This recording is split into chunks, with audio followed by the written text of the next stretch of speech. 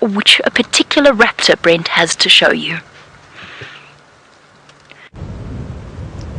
It's a very bedraggled looking raptor, and I'm actually trying to get an idea on it. His feathers are not looking the best, and it is the time of the year when some of the migratory raptors start arriving, so I'm having an extra careful squiz.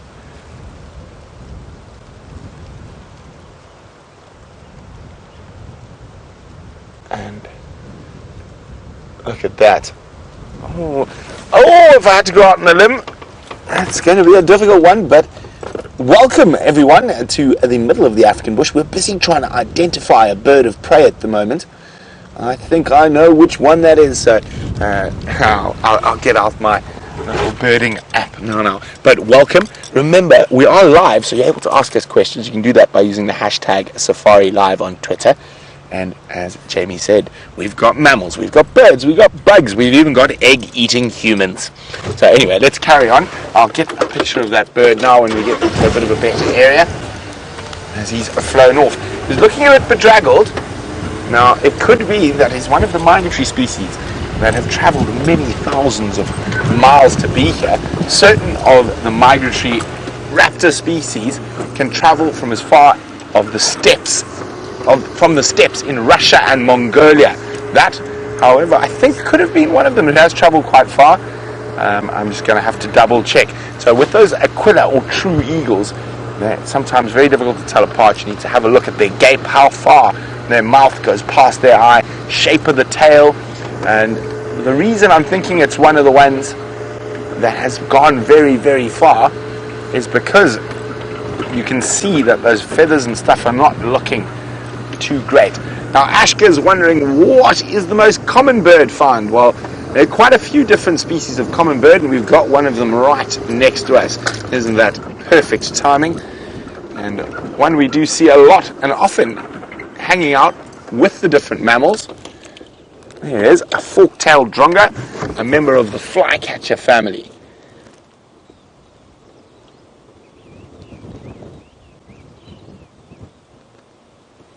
There you go, Ashka, that's the fork-tailed drongo. So they are insectivores, and they're very good at hunting. And we've actually, lucky enough, got a very beautiful bird here as well. We've got a nice little bird party in this wind. So in that arch of that tree there, Brian, there we go. Go through that arch. You should walk in. There he is. Look at that colour. That is called a golden-breasted bunting. Now they're little seed eaters, so he's wandering around on the ground, picking up little grass seeds. Isn't that just the most striking colour? Also with that beautiful black and white face mask, and the yellow with that orange coming through. An incredibly exquisite bird, the golden-breasted bunting.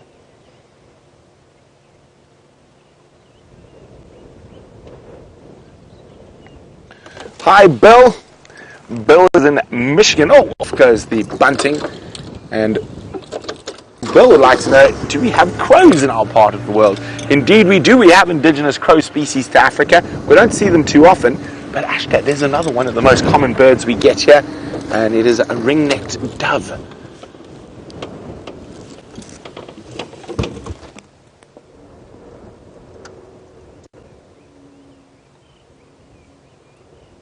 Isn't that beautiful? Not the most striking of birds, but definitely one of our more common species that we see regularly.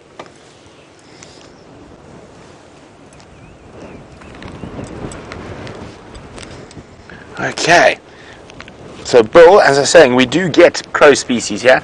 I'm trying to think, I think James has actually seen one of the crow species, and we'll have to double check with him. I'm just having a quick look before we move, because often you find birds in little, what we call bird parties, us birders, and sometimes we known as twitchers.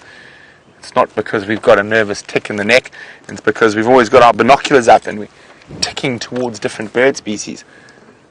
But I think the rest of the birds have flown off, so we're going to fly off as well.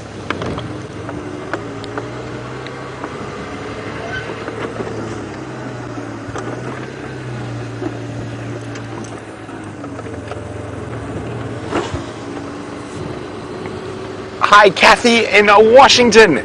Kathy wonders which raptors don't migrate but stay in South Africa all year. We actually have quite a few species, Kathy. The biggest of the eagles, of the Aquila eagles that we get here, the tawny eagle will stay here, the African hawk eagles, the African fish eagle, a lot of your smaller raptor species, goshawks, sparrowhawks, all the vultures, the snake eagles are all non-migratory. So your migratory eagles are mostly your booted eagle, your steppe eagle, and of course the most common one we see here, Wahlberg's eagle. There's always a chance of a lesser spotted eagle as well as another one of the migrants that will come through during the summer months to feast, one would think, on lots of little mammals, but they come most of this way to feed off the incredible insect life we get out here in Africa. And so they generally time their arrival with the first rains and the hatching of all the insects. But enough about birds for now. I'm going to try to find out what that eagle was for you. But while we do that, let's go back across to Jamie, who's with the Nyala still. I promised you that I would make it my mission to find you a male Nyala, and as it turned out, it didn't have to be such a mission, as just around the corner, this magnificent Nyala bull was standing waiting patiently for his close-up. So there you go, we were talking about the female Nyala and the young male Nyala that we had earlier. This is what an almost fully grown Nyala bull looks like. You can see the completely different contrast, different color, and a much, much shaggier coat. And there are those spiraling horns as well that we were just talking about earlier, reaching backwards and curving upwards. He's not quite fully grown, but he is almost there, and what a magnificent antelope he is. He's playing shy, which is what Nyala do best. Now, I am saying the word Nyala because I know that this is a word that very often causes a bit of confusion. Nyala. Now, Deborah, that's a really, really good question. Deborah, who is the self-professed armchair traveller and one of our regular viewers, would like to know what is the theory behind the sexual dimorphism between male and female Nyala, because of course it's the most pronounced of any of the antelope that we get out here. And that dimorphism immediately comes from, it's some kind of reproductive strategy. Now you see it with the kudu and the bushbuck as well, which are part of the spiral-horned antelope family. The reason why it's particularly pronounced with Nyala, I honestly do not know. There must have been something in their evolutionary background that made it more advantageous for the males to be bigger, fluffier, and scarier. Now, if you ever watch a male Nyala compete for a mate, they puff themselves up and do this incredible slow dance, where they move around each other with a very high step in almost slow motion. It is fascinating to witness. It looks like they're dancing at each other, and it's actually what's known as lateral presentation and a way of intimidating another male or rival male rather than risking injury through Nyala fights, because when a Nyala do fight, which we've seen once or twice, it can get incredibly violent and they do sometimes die from those confrontations. So perhaps, Deborah, that I guess one of the big reasons is that it makes them look more intimidating to another rival in Nyala. But I honestly don't know the full answer to that question and why it's so different with Nyala than it is to kudu or bushbuck. So a fantastic question. That's why I love these live safaris, is that I learn along with all of you as well. Mister? You are beautiful, but I think he is relatively difficult to see, and we're probably going to start making our way back towards those lions. Well, those of you who missed it, what lions am I talking about? If you have only just joined us, there is a buffalo kill not far from where we are with 5 adult lionesses and 8 tiny little cubs. They've been playing hard to get this afternoon, much like our Nyala. With their full bellies, they decided that the best spot to be was in the shade where we couldn't see them. I'm really just hoping that perhaps they've decided to pop out as it starts to get a little bit cooler. But we're still a way away from them, so we're going to travel along and see what else we can find at the same time. Now, a great deal of these Nyala populations in this particular area were introduced. And Aaron in New Zealand, welcome to our live safari. As always, Aaron is also one of our regular viewers. And Aaron would like to know how far throughout South Africa the Nyala are spread. They go all the way down to KwaZulu-Natal, which is a province right down towards the south, and even a little bit further south than that in certain areas. And then they spread right up north towards Pafuri. Now they're not, as you know, they love these thickly vegetated areas, so they're not desert-dwelling antelope typically, or arid areas, unlike their cousins, the eland, largest of the antelope species. They do spread right up to the northern Kruger. And then, of course, if you go further north into Africa, you get a different subspecies of Nyala, one that I have never seen, towards the sort of the more northern parts of Africa, and that is something I would love to see. Maybe one day. Alright, well, we travel through the river systems of Djuma to see what else we can find hiding in the vegetation. There is no better way to experience the bush than on foot. Let's head back out with Stef and see what we can see.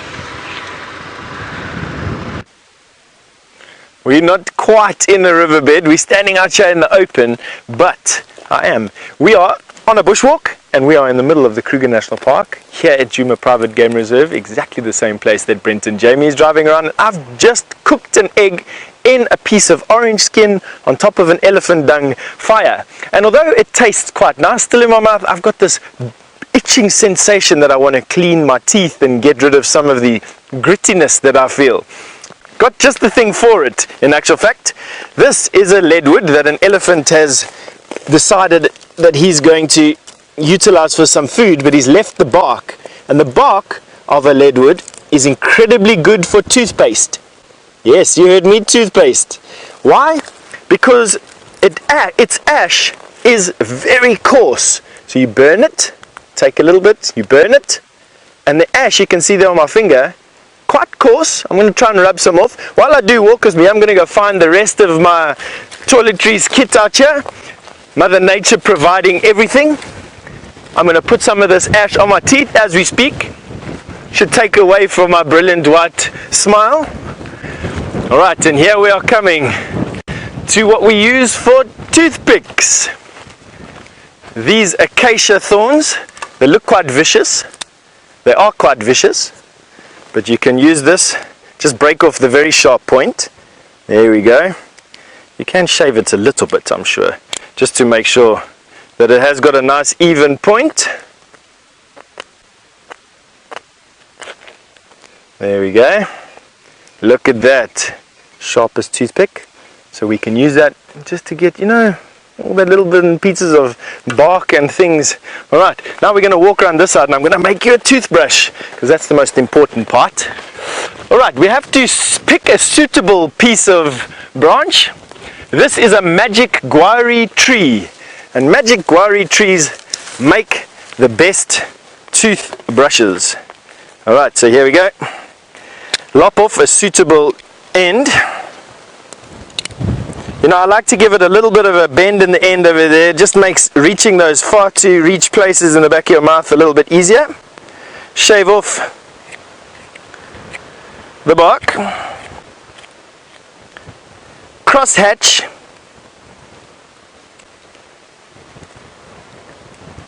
The stem, as you can see there, just cross hatching it a little bit. Then, lucky for me, I have one of these, but squash the fibers a little bit. Clean out the dead insects, because that obviously won't go too far to making your mouth even cleaner. There we go. And voila, there is your bush toothbrush to clean out all the bits and pieces of egg.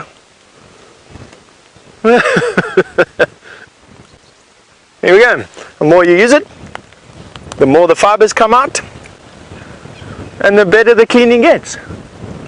Alright, now I just need to find some mouthwash, On that note, Off we go to James in his tent. Kevin, stop it!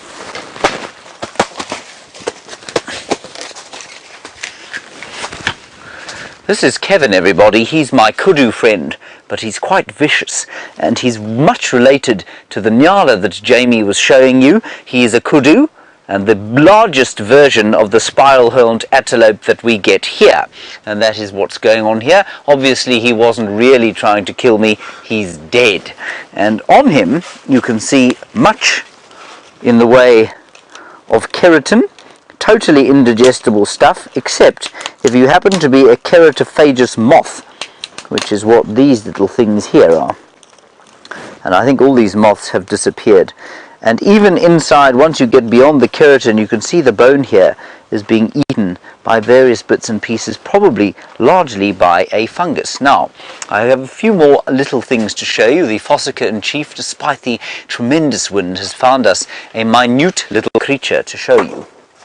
There, go outside, you're not behaving yourself. We'll let him back in, everybody. We're just going to remove from here a slightly chilled praying mantis. Now this mantis, everybody, is going to be almost invisible to your naked eye until we put him on the microscope. He is so small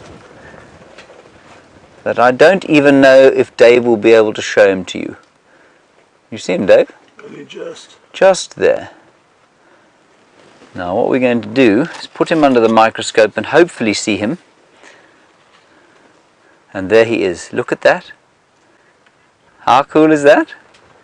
He's tiny. He's only about a centimeter long, you know. Look at his little feelers. He's now got his vicious little mouth parts cleaning there. I wonder if he's a male perhaps. And as Stef was saying today, all of these mantis species are incredibly well designed for being hidden on the host-specific plant on which they are born. Righty, now we're going to head off to a break now. I'm going to probably set this fellow free. Of course, he's going to have his head bitten off by a female at some stage. Don't go anywhere. We'll be going back to the lions and various other exciting things shortly.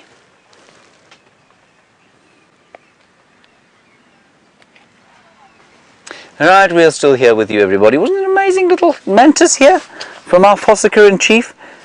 I don't know if any of you have met our fossicker in chief. Fossicker, have you found anything else? Not? Not. Here she is, the fossicker in chief. And where's your net?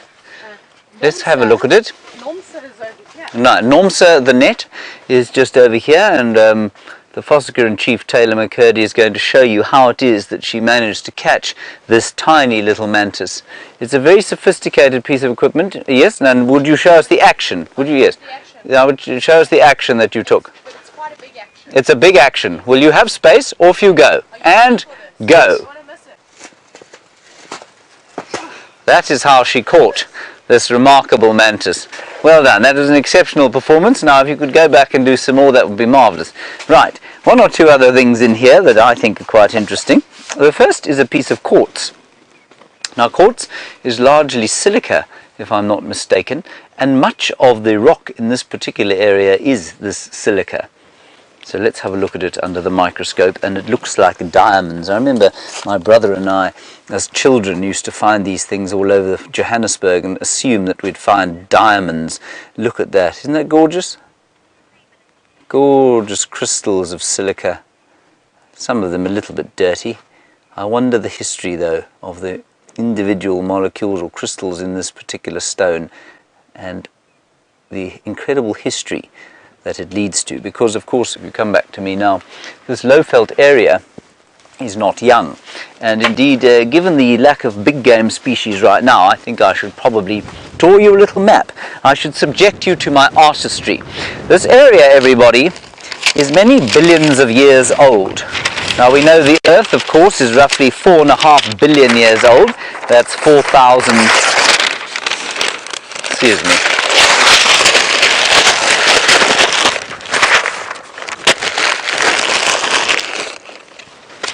We will fetch that, everybody.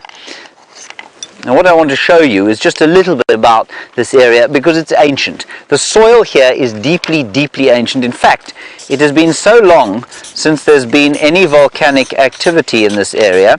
We'll quickly draw this and then we'll explain it to the TV audience as well. We've got more mountains here.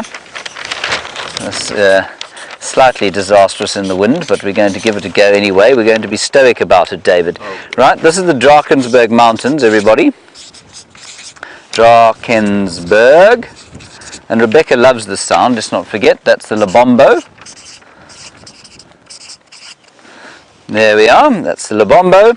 And then the Kruger National Park lies something like this. There we are, like a boot. That's magnificent, David. And now, of course, we must draw the people. There we go, this is where people live. There we are. That's very nice. And it is quite a nice, I think it's beautiful now. Right, we're going to hold off that, I think, because I'm told that there are elephants heading towards the Djuma pan. Come and have a look here. Check this out. Come, David. Have a look at the rover feed.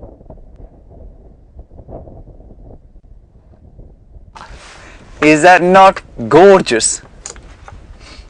Oh, wow. There we go, a whole huge herd of elephants coming up now. And here comes one round to the rover. Oh dear, oh dear, oh, oh. Ronald, you're in mortal danger. Goodness gracious me, this is incredible. Everybody, 30 seconds to the television audience. I do so desperately hope that they're still going to be here. I'm sure these elephants are going to be here. Look at them all coming round here. This is fantastic. There are elephants everywhere. Ronald, be brave. And we're looking at elephants at basically, I suppose, mongoose eye view height.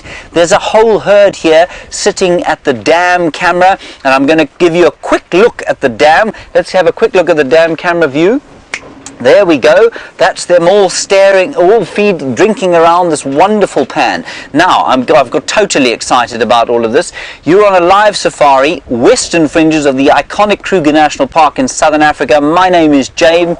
Dave is on camera. Ronald is currently filming. He is inanimate, so don't worry for his safety. He is currently basically under the belly of an elephant, which I think is absolutely stunning. You might just be able to, no, you can't even see him. He's sort of on the left-hand side of the pan there. Out looking for lions is Jamie, looking for leopards is Brent, and, well, cooking various meals in the bush, Stefan Winterboer. Talk to us, please, #Safari Live. You can give us your questions or your comments, and let's just marvel at what to me is an unspeakably wonderful sighting. Elephants drinking thirstily in the drought, a whole herd, and I'm dreadfully worried for the health of Ronald the rover. And I can tell you, I don't think they've stood on him because they know he's there, not because they know what he is, but elephants are remarkably careful with their feet. Even when the smallest elephants are in the herd, what they do is that they will never stand on it, and you often watch a tiny little calf walking in amongst the feet of an elephant herd like this, and you think, oh goodness, they're going to stand on it, and they don't ever do that. And that's because they're so very careful. And that you can see, if you look right to the right hand bottom corner of your screen, you can see make out the nails perhaps. Oh, let's go back to the rover feed there if we can, and there you can see the nail of an elephant. And I'm pretty sure that it realizes there's something underneath its left back foot. This is spectacular. Now, what I would like you to notice from this particular angle, A, the size, B, these, oh my goodness, that was close. You can see the pad. Look at the shock absorbing function there. You don't see this in any other angle. Look how the shock absorbing function of that foot absorbs the mass of that enormous elephant. And we're told as well, we found this out yesterday actually, that you see the way it compresses and then uncompresses. That apparently pumps pumps blood, helps to pump blood back up into the top of the body. This is just too spectacular for words. So you're looking at the ankle joint of a very large elephant, everybody. One coming now past the right-hand side. They know this rover is here. It's not like they can't see it. It's probably about a foot off the ground anyway, but he's in mortal danger, is our Ronald. When this elephant takes a step back, ooh, just watch, look at the crinkles in the skin. An elephant is called a pachyderm, everyone, because of those wrinkles. And in the background there, just between the legs there, you can see another safari vehicle. And now you can see the rover in the damn camera view. Look at him. There is Ronald, everybody, between the legs of that elephant. That is too spectacular. That is just awesome. Look at him there. And now two bulls there having a little bit of a fight. I'm just going to ask that we maybe try and zoom out a little bit on the damn cam. And there they're moving off. They've had their drink. Now often what elephants will do is they'll drink quite quickly and then move off, unless they're going to play. Oh, watch out, Ronald. Let's go back to Ronald. Oh, Ronald. Look, that thing is basically standing on Ronald's front bonnet. He's terrified, everyone. But I think he's going to be okay. Look at the very fine particles of skin and the trunk. This is too wonderful. I cannot believe the incredible sighting we've had here. Look at them walking past there. They know he's there. They've avoided him completely on purpose. There's a trunk coming. Oh, look at the nose coming to smell him. Look at the prehensile tip to the trunk. And they can smell Russian aftershave. Of course, this was put together by our very own Russian Alex. And Alex has very clearly attracted the elephants today. This is too wonderful. I can't believe how lucky we've been. Look at the tail there on the left-hand side. Very coarse, thick hairs. As that elephant sits down, Ronald's in real trouble. And look at the wind blowing across the surface of the water there. And tiny little elephant there on the right-hand side, or left-hand side there, having a drink. Now let's see what happens with Ronald when they move off. So like I was saying, on a really hot day, which this hasn't been, what they would do is have a swim here. They'd hang around for a while and they'd probably have a swim like they did yesterday, but because of the wind, it's cooling the air quite nicely, they're now probably going to just disappear off into the drainage system, try and find some more green bush to eat as they eke out a living in these very dry times. And I showed you the drying landscape earlier and how this water is a lifeline, a tonic for most of the animals out here. This has just been the most fantastic sighting. We've been so lucky. Here you can see just a few left and probably young bulls. There we are, that's definitely a young bull. And the way you can tell that, it's quite a nice view from Ronald here. If you look at Ronald's view there, you can see between the front legs there's no swelling, and it gives them the most tremendously humanoid feature. But elephants have what we call pectoral mammae, so just like human beings and just like primates, the mammae are between the front feet. And so with a young animal like that, you can easily tell if it's a bull or a cow by whether there is a swelling or not. So these are definitely two bulls. And you can see they've kicked some water onto the top right-hand corner of Ronald's screen. There now. What we're going to do now, I'm just going to shift him slightly to the left. There we are. They're making a noise, you see, so they can't hear him moving. Ronald moved there, you see, and you can watch those two bulls now fighting from the background, or from the back, and that's just so totally normal for two young bulls. They're probably about 13 years old or so, and so just like young teenage human beings, they're getting a bit rambunctious as the afternoon falls, testing each other, seeing who's stronger. And there's a much bigger one coming in. That looks like a disciplinarian cow, I think. There she is. With the little one there. just seeking the protection of mum, trying to stay away from those bulls that are having a fight with each other.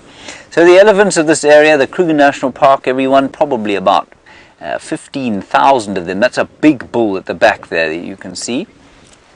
And this is a small section of them, and many of them have come into this area because of the water that's pumped in the Sabi sand, this collection of private reserves that we are very fortunate enough to call home. What a spectacular sighting that was. Let's head across to Brent and find out what he has to show you.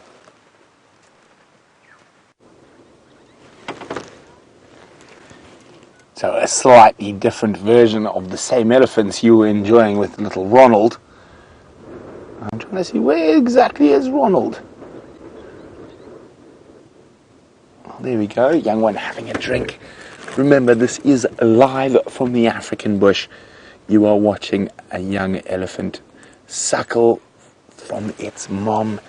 Isn't this absolutely incredible? Remember, you can send us questions about these incredible animals by using the hashtag #SafariLive on Twitter. Isn't this just amazing? African elephants in the wild. This isn't a zoo.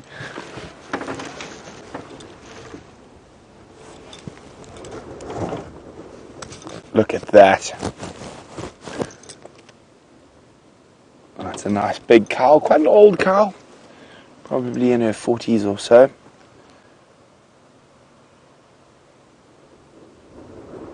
And when the wind's blowing like this, you have to be a little bit cautious around the elephants. They can get a little bit upset.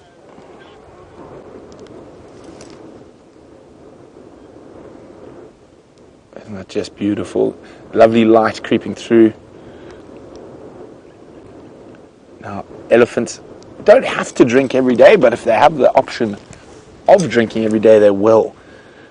And they have to consume an incredible amount of vegetation on a daily basis to keep those massive frames well fed. And that means they have to feed throughout the heat of the day and the night. And one of their special adaptations for feeding through the heat of the day are those massive ears. It's a big air conditioning system. You can have about just under 2 gallons of blood in an adult elephant's ear. And when they flap it, it cools that blood down and sends it through to the rest of the body, helping them not to overheat, because we do have temperatures that get well over 100 degrees Fahrenheit here during our summer months. Let's try to sneak a little bit closer. Oh, and we can see where Ronald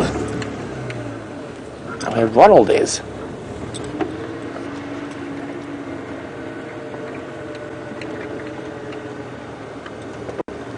Now, I'm going to go between that elephant's legs as she's drinking there. It's quite a big herd. Now, if you have a look just between it, there's Ronald. Be careful, Ronald, you might get stood on.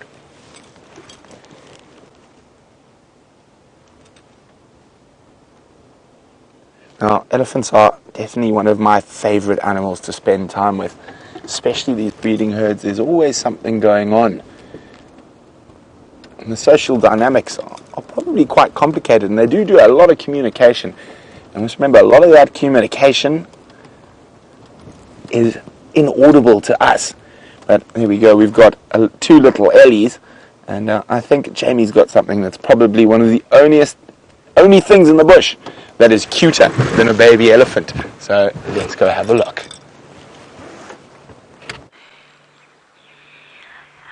I have got such a wonderful surprise for you all. Look what decided to pop out and come and feed off their buffalo carcass. The entire Nkuhuma Pride and their magic little cubs. Isn't this absolutely spectacular? How lucky are we that we get to show you this across the corners of the globe, live from the middle of the African bush. What an absolutely incredible experience. My name is Jamie, and I'm going to be telling you a little bit more about the story to the Nkuhuma Pride, but not just yet. Let's take a moment to just soak in the incredible sighting that we have happening in front of us. Have you ever seen such precious little faces in all of your life? Aren't they just too cute? The picture of abject innocence at times, and yet at the same time practicing those skills that are going to be so essential as they start to grow older. Look at them. Yay, stick! Look, Mama caught a stick. I'm a fearsome predator. And this is what is so wonderful about lion cubs. Always busy, constantly playing. Get him!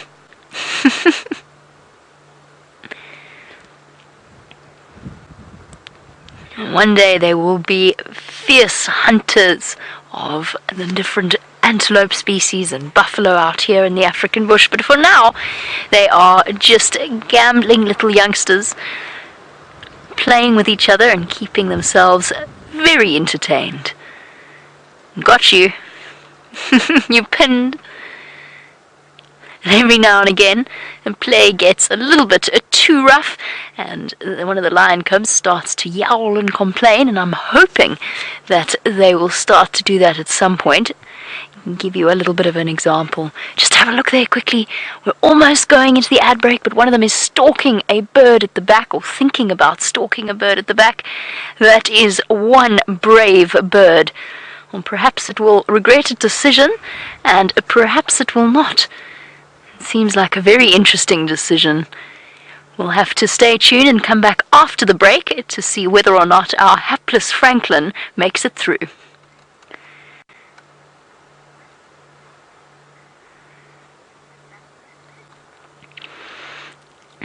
And for those of you watching on the internet, you don't have to miss one single moment of this very special sighting. Oh, bit of a growl there from the lioness. Mealtimes are always a rowdy experience in the Lion Pride. Sometimes there's a little bit of competition between the youngsters. And with their full bellies, there's plenty of time to play around. Just in case you're wondering what happened to the poor hapless Franklin, seems to have disappeared behind the buffalo. And I think lion cubs might be practicing their hunting skills and creatures of instinct. I'm not sure they have it in them to catch a Franklin just yet, but you never know. I think that the Franklin knows that. That's why it doesn't feel too concerned about its proximity to gambling lion cubs.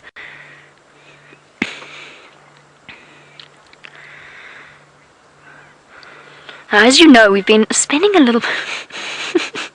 That's a little bit big for you to tackle, little one. As you know, we've been visiting a couple of buffalo carcasses that have been killed not by lions, but by the drought conditions. They have succumbed to it. But Haley, in this case, you wanted to know whether or not the lions took down this buffalo. We think that they did. It looks as though they did from the tracks.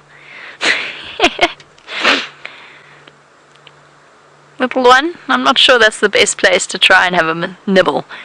Now, interestingly enough, Haley, while we were on our way to the sighting, I did see two big buffalo bulls making their way back towards this particular area. Tail. I'm just waiting for them to see how that situation plays out. They're walking, they are downwind of the lions. In other words, the wind is blowing their scent to the lions, and even though they have full bellies, as they did before they killed this buffalo, there's still a chance that the Nkuhumas might try to catch them. Oh, what better place for a toilet break than a pile of buffalo stomach contents.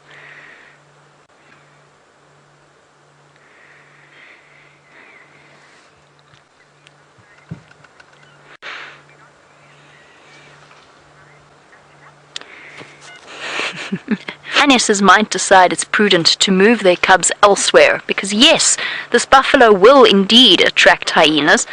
However, It would be a very brave hyena indeed that decided to take on the Nkuhuma sisterhood. They are seriously powerful lionesses, and nothing, well no, that's not true, not nothing, but there are few things as terrifying as a protective female lion in full fury defending her youngsters. Yes, with maybe 10 or so hyenas, they could potentially chase the lions off this buffalo kill. The question is, would they gather the numbers, and is it worth the risk? With so many buffalo carcasses around the area, with so many animals succumbing to the effects of the drought, is it worth tangling with a lioness with cubs? I don't think so. I think it's unlikely that the Nkuhumas will lose this kill. There is always, of course, a massive advantage to having males at a kill site. Oh, so brave.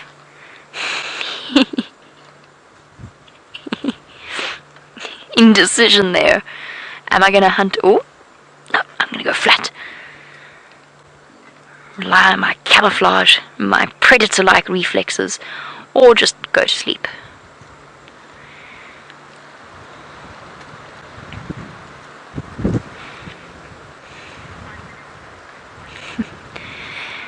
They're all gathered together in a pile at the back. They're growling at each other.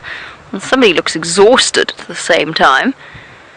It's amazing to watch something that one of the viewers pointed out already, that the cubs' instinct as they start to feed, they already got that flat ears back, growling at the adults.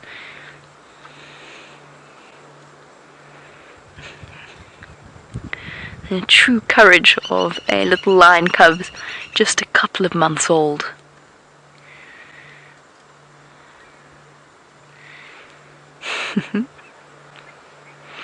It's so cute. They really are absolutely incredible, particularly in this afternoon light.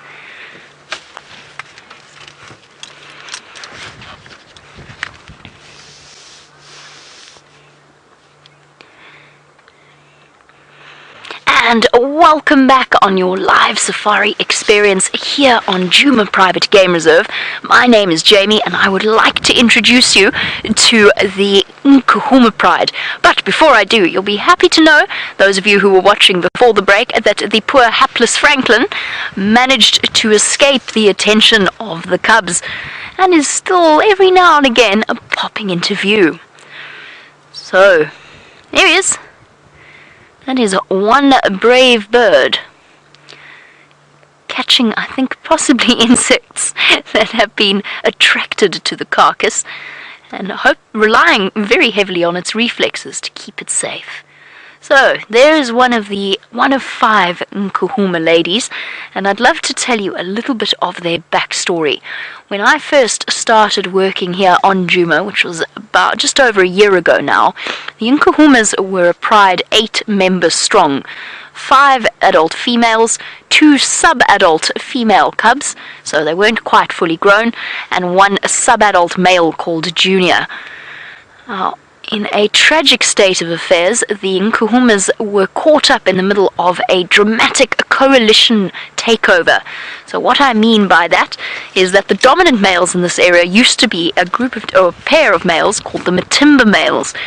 They were then thrown out by a group of 5 young males called the Birmingham Boys. Now, a male lion territorial takeover is a violent and dangerous process, and some of the victims of that particular takeover process were the Nkuhumas. They actually lost 2 adult females throughout last year, as well as 1 of their sub-adult female cubs. And Junior, their sub-adult male, was forced to flee, although he was at the stage where that was going to come naturally regardless. And what you're seeing now is the product of months of turmoil, and then brave peace brokering by the females as they approached the Birmingham Boys and mated with them. And these are the products of the Birmingham Boy takeover. And they've got a few months to go before they're out of the woods. Their safety depends... Oh! Everybody has to fight for their place at the dinner table. But yes, their safety and their future entirely dependent on the Birmingham boys. Now, Cecilia, you want to know at what age these cubs will be able to hunt, or what age will they start to hunt? And the answer is that they start to interfere, let's put it that way, at around 8 or 9 months of age. They get this idea that this is great fun, and they want to help participate, and I have seen more than one hunt foiled by the bumbling inexperience of little lion cubs. By about a year and a half, too, they are significantly starting to learn to contribute, and by 2 years old, then they really are a contributing member of the team. Amazing. There are so many fantastic things to see out here that we just don't know where to look. Let's go back over to Brent, who has found another bird of prey. Welcome back. It seems like we've had all the bird luck today. This is a pale morph Wahlberg's eagle. So it seems like our magic quarry bush did bring us magic, but bird magic, not big cat magic today, but who knows what will happen tomorrow. So very interesting. We've got a pair of them up here in this dead knobthorn tree, and they're not enjoying this buffeting wind. You can see how the wind is really moving them about. So you have different color variations. This is the pale color variation. Sometimes you might have, in a breeding pair, you might have a dark morph and a light morph, but they are very, very monogamous, and they live for about 14 years. And they have an incredibly successful breeding rate, managing to rear about 80% of their little ones to adulthood. And they travel during our winter months up to the sort of savannas of the Sudan and Nigeria, Chad, and they feed up there. In this part of the world, about 40% of their diet is made up of reptiles. And they use the same nests over and over, and we're actually sitting near their nest, and it's not unusual that the nest might be taken over by another pair of Wahlberg's eagles once those depart, or be used by other birds during the time of the year that the Wahlbergs are not here. Now, this nest has been here so long, you can see how high it is, that the road is actually named Wahlberg's Eagle Nest. So that's how long Wahlberg's eagles have been nesting here, many, many years. Hi, Ginny. Ginny would like to know whether the drought is affecting birds. Definitely certain species, Ginny, but if you're a predatory bird like a Wahlberg's, it's actually probably benefiting you. You can see your quarry a lot easier, especially when it comes to hunting little reptiles like skinks and lizards. Now, not that long ago, we were looking at another bird of prey that looked a bit bedraggled, like it's flown a very long way. And we think it's quite difficult, because it was quite a long distance view, that I've worked out which bird it was. And this one has come all the way from Ukraine and Asia, the bird we saw a bit earlier. And we could only tell from a flying, but it wasn't. There we go. It looked to me to be an immature steppe eagle. So flying from the steppes of Asia, Mongolia, Ukraine, Russia, all the way to summer in sunny South Africa.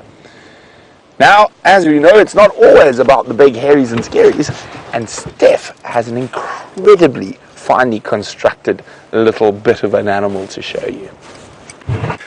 We told you we were going to find you a hairy or a scary. Have a look at this. That is the exoskeleton of a scorpion. And we know that it's a dangerous scorpion because if you have a look at the tail and the pincers, you'll see that the tail is quite robust and the pincers are quite slender and elegant. And that is because this particular scorpion relies on its venom, or the potency of its venom, to subdue its prey. But have a look at what it did here. It got too big for its skin. It popped the lid open and then climbed out. Legs, pincers, sting and all. Have a look at that. Isn't it fantastic? Look at that sting in just such pristine condition. Now, we actually found where the owner of this particular skin, or this scorpion suit, lives. Come and have a look here with us. I'm going to try and not get stung here. Here we go. Have a look at that. There we go. That is the scorpion that is living inside of this exoskeleton. This is the olive thick-tailed scorpion. And you can see that beautiful olive color that it has, those banded legs, and its colors are actually pristine, and that's because it's just shed. It probably shed last night and is just hiding out underneath this leaf, waiting for its new skin to harden, and then it'll go out and hunt. And they hunt for insects, catching it with their pincers, and then subduing it with the venom. Now, these little scorpions are responsible for probably, I don't know, 60 to 70% of the scorpion stings out here, and that's because they like to live in the same wood that we make fires from. Isn't that fantastic? I just love looking at them. All right, we're going to leave him alone, covering up with a leaf, and we're going to go off to James in the tent. Everybody, hello again. We've got a wonderful little thing here called a velvet ant. And the velvet ant is in fact a female wasp that is flightless. She has got a vicious little sting on her though. There she is. So right, there we are. We've got the microscope. There it is. Little velvet ant. How cool is that? That is amazing. And it's got a vicious little sting. And look, it's having a fight with our praying mantis. It was having a fight with our praying mantis. It's also trying to escape. We are going to release it, fear not. But just, they get quite big. This one is minuscule. He's only about 2.5 millimeters long. She is only 2.5 millimeters long. And that modified ovipositor that all wasps have, it is a wasp species, is vicious, and I've been stung by a few of them, and it's not very pleasant. This particular one though, so little, I don't think it could do me any harm whatsoever. Anyway, look at those gorgeous little white markings. That's why it's called a velvet ant. He doesn't want to be on TV. Wonderful. As Stef was saying, not all about the hairies and scaries at all, is it? In this case, about a velvet ant and a praying mantis. Let's go back to what will be one day very hairy and terribly scary.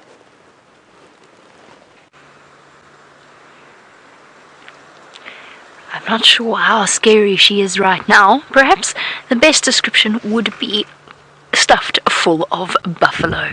But that James has raised a very, very important point for our new viewers, or the first time on your live safari. These are totally wild animals. However, they are incredibly used to the presence of the vehicles around them. We're about as much a part of their landscape as termite mounds and trees. And they've come to accept and we don't really interfere in their lives in any way. So just to clarify why we aren't being attacked, we're not on their menu. They would much rather feed off this buffalo carcass.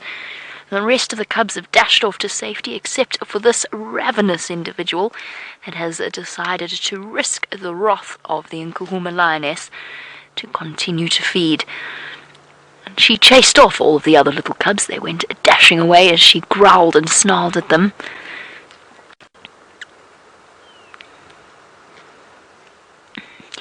Liz in Australia, as we've seen the lion cubs decimating the sticks and plant life around the kill and chewing on them, you want to know if they go through a teething phase like puppies or kittens. And the answer, Liz, is yes, they do. If you thought they were troublemakers before, when they are getting new adult teeth that are sort of around, I think it's around 7 or so months old that they start to grow their permanent adult teeth, and then they really are constantly chewing on everything they can find, just like puppies and kittens that you have at home. And they need those powerful adult teeth to be able to catch, take down, and then consume buffalo. And one day they will be equipped with the weapons that this gorgeous lioness in front of us has. From her 1.5-inch long canines to her powerful razor-sharp claws, she's equipped to be a magnificent hunting machine, able to take down a buffalo that was probably 5 times their size. And Joyce in New Hampshire for our last question before we have to say a goodbye to all of you. Joyce, you want to know if there are lionesses still pregnant, and yes, there are 5 lionesses in this pride. 3 of them are mothers. The other 2 have been mating with males recently. It's still a little bit early days for us to tell whether or not they are pregnant. We'll have to wait and see.